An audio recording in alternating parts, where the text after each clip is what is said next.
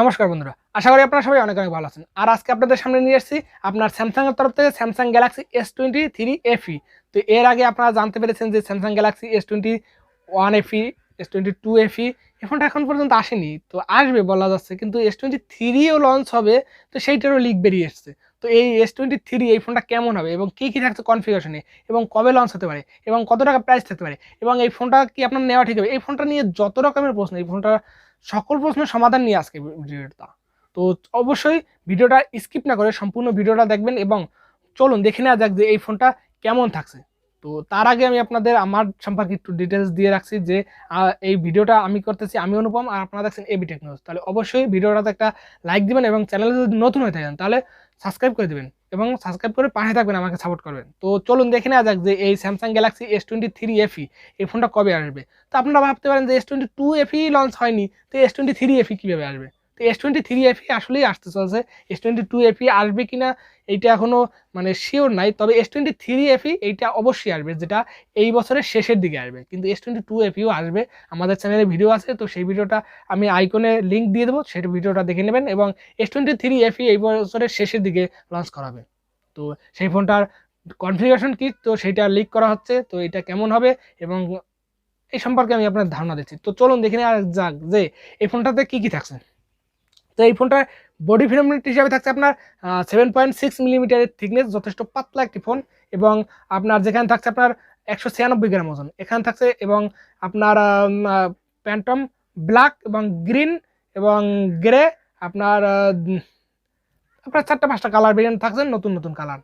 তো এরপরে থাকছে আপনার এখানে আপনার এর বডি ফ্রেম রেটে যেটা থাকছে আপনার dual Corning gorilla glass Victus 2 এর প্রোটেকশন এবং আপনার অ্যালুমিনিয়ামের ফ্রেম। তো যথেষ্ট বডি মানে যথেষ্ট ভালো মানের। এখানে কর্নিং গরিলা গ্লাস ভিক্টাস 2 এর প্রোটেকশন থাকছে, কারণ S23-তে তো থ্রি এই সিরিজে তো আপনার এই কর্নিং গরিলা গ্লাস ভিক্টাস 2 এর প্রোটেকশন রয়েছে, তো তার জন্য এখানে এইরকম থাকবে।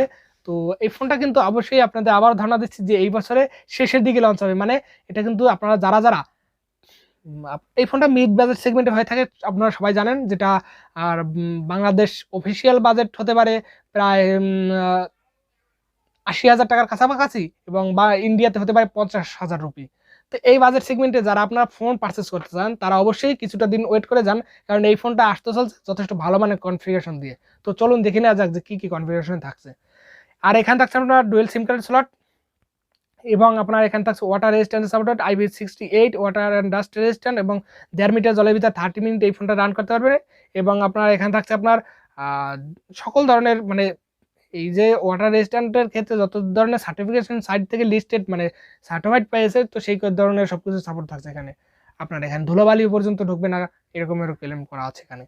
তো চলুন দেখে নেওয়া যাক যে এর ডিসপ্লেতে কি থাকছে। এর মানে এই সিরিজের ফোনগুলো যথেষ্ট ভালো মানের ডিসপ্লে দিয়ে লঞ্চ করা হয়, এর ডিসপ্লে সবাই ক্রাশ। তো চলো দেখে নেওয়া যাক যে ডিসপ্লেটা কেমন থাকছে।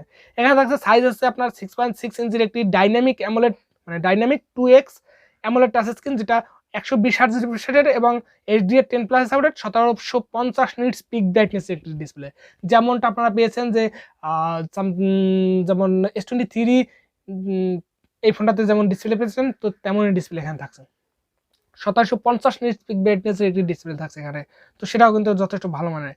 এছাড়াও থাকছে এর রেজুলেশন হচ্ছে 1024 আপনার 2340 পিক্সেল এবং 20:9 অ্যাসপেক্ট রেশিও সাপোর্টেড এবং 390 PPI ডেনসিটি একটি ডিসপ্লে, যেটা মাল্টিটাচ স্ক্রিন ইএস। এছাড়াও প্রোটেকশন থাকছে আপনার কর্নিং গরিলা গ্লাস ভিক্টাস 2 এর প্রোটেকশন এবং অলওয়েজ অন ডিসপ্লে সাপোর্ট থাকছে।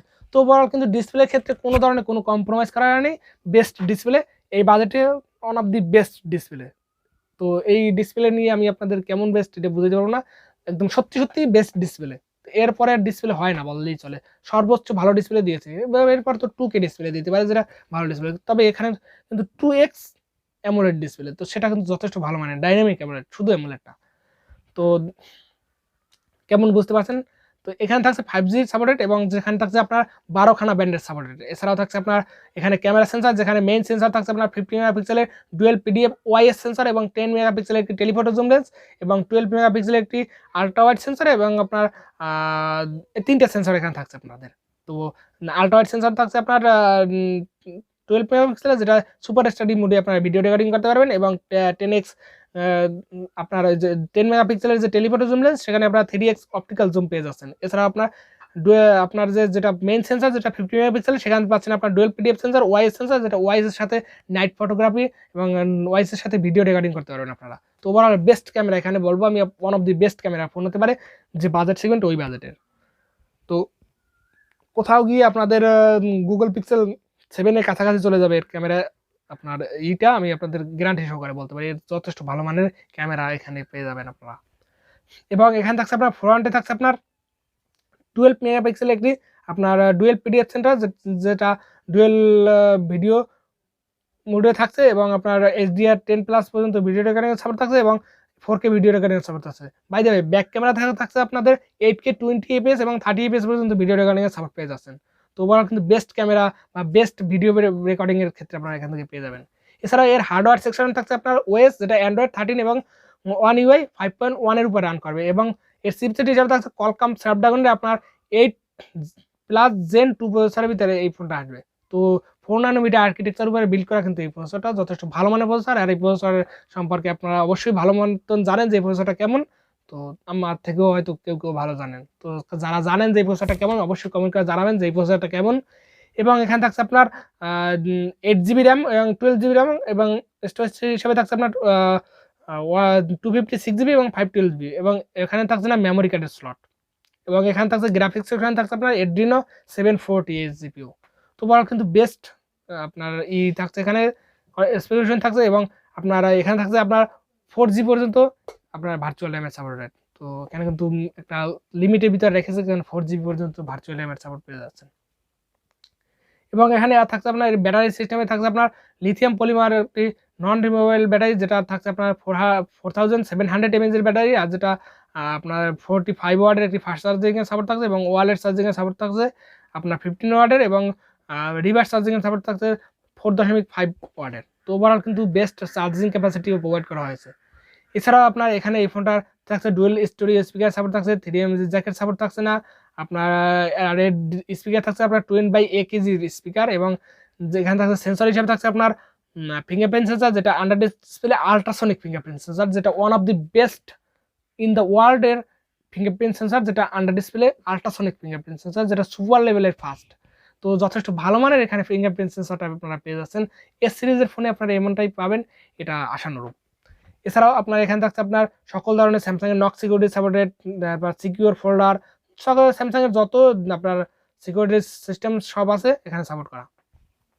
এবং এখানে থাকছে আপনার ব্লুটুথ 5.3 সাপোর্টেড এবং জিপিএস এর সাপোর্ট থাকছে, আপনার USB type C port, OTG support থাকছে, ওয়াইফাই 6 এর সাপোর্ট থাকছে, ডুয়াল ব্যান্ড হটস্পট সাপোর্ট থাকছে এবং এনএফসি সাপোর্ট পর্যন্ত থাকছে।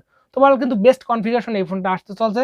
তো এই ফোনটা কনফিগারেশন দেখে আপনাদের কেমন লাগলো অবশ্যই কমেন্ট করে জানাবেন এবং নেক্সটে কি নিয়ে ভিডিও দেখতে চান তো সেটাও কমেন্ট করে জানাবেন। আর এই ফোনটা যদি আপনি পারচেস করতে চান তো অবশ্যই এই ফোনটা অনায়াসে পারচেস করতে পারেন, কারণ one of the best phone S সিরিজের ভিতরে বাজেট ক্যাটাগরিতে। তো কেমন লাগলো ভিডিওটা সেটা কমেন্ট করে জানাবেন এবং দেখা হচ্ছে নেক্সট ভিডিওতে। সবাই ভালো থাকবেন, সুস্থ থাকবেন।